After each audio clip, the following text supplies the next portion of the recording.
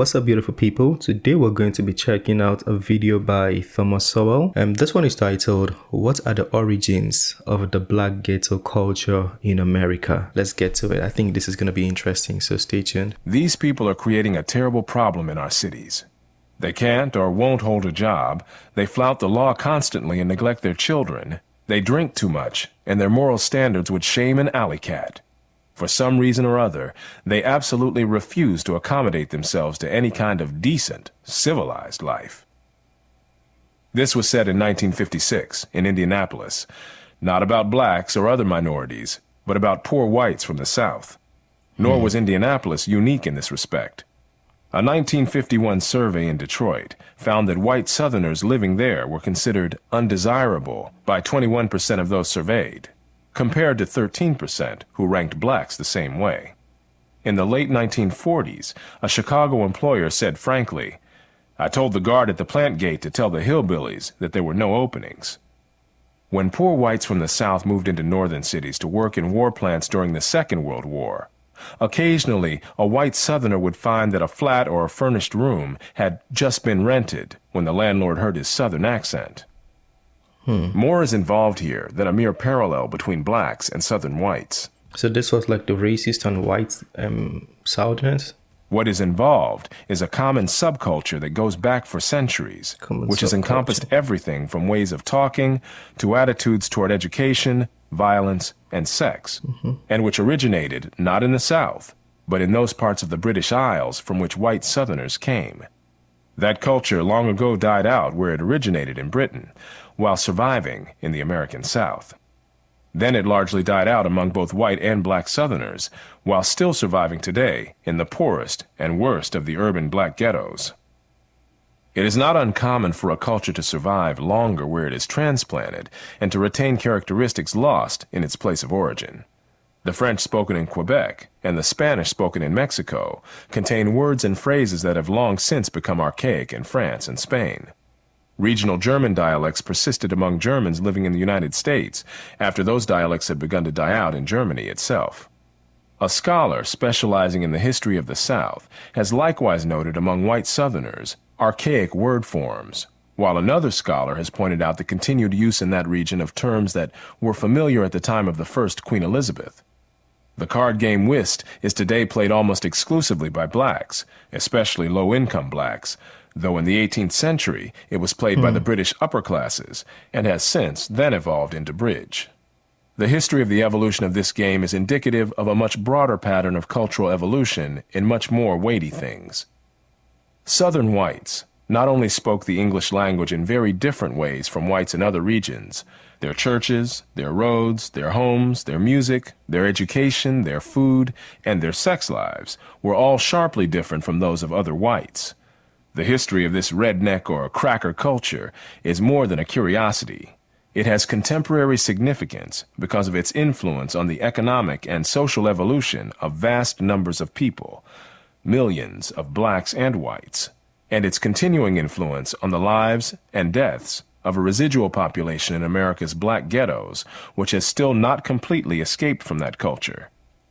So the black ghettos kept the culture, and that is what they are running with. They haven't evolved. So is that the context? Basically, that's what he's saying. From early in American history, foreign visitors and domestic travelers alike were struck by cultural contrasts between the white population of the South and that of the rest of the country in general, and of New England in particular. In the early 19th century, Alexis de Tocqueville contrasted white Southerners with white Northerners in his classic Democracy in America, and Frederick Law Olmsted did the same later in his books about his travels through the antebellum South, notably Cotton Kingdom. De Tocqueville set a pattern when he concluded that almost all the differences which may be noticed between the Americans in the southern and in the northern states have originated in slavery. Olmsted likewise attributed the differences between white Southerners and white Northerners to the existence of slavery in the South. So did widely read antebellum Southern writer Hinton Helper, who declared that slavery, and nothing but slavery, has retarded the progress and prosperity of our portion of the Union. Just as they explained regional differences between whites by slavery, So many others in a later era would explain differences between blacks and whites nationwide by slavery.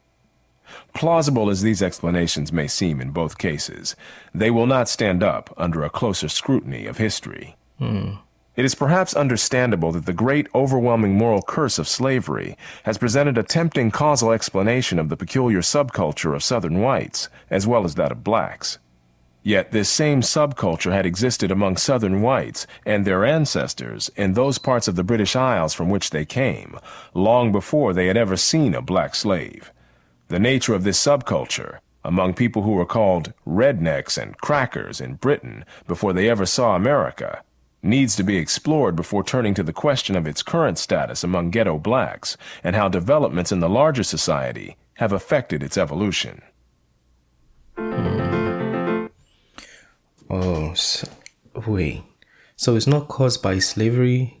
Because a lot of times they say it's systematic trauma and the trauma from slavery. How did they call it? There's a name people attribute that to. And even a video we saw, Candace Owens video where he interviewed this guy, I think one of the activists of Black Lives Matter. He said trauma is from slavery and is comparative to PTSD, and Candace Owens did not like that. But yeah, this is an interesting perspective. I don't know if this is true, but would he be speculating on something this sensitive? You know, I like to consider that too, because I mean, some people don't mind lying on a big scale, but Thomas Sowell is quite credible, you know. Yeah, most of his videos I've seen have been information that when you research or when I check or even Google, I see those information. So I don't think he would be speculating information like this.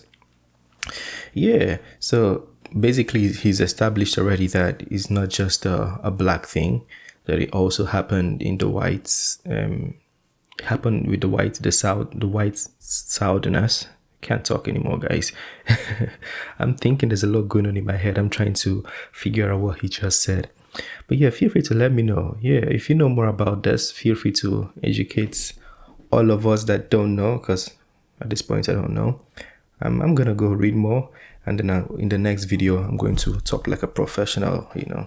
But this is an introduction to what are the origins of black ghetto culture in America. That being said, is the end of this video. Smash the like button, subscribe if you're new to the channel, and I'll see you on the next one. Have a wonderful day. Peace.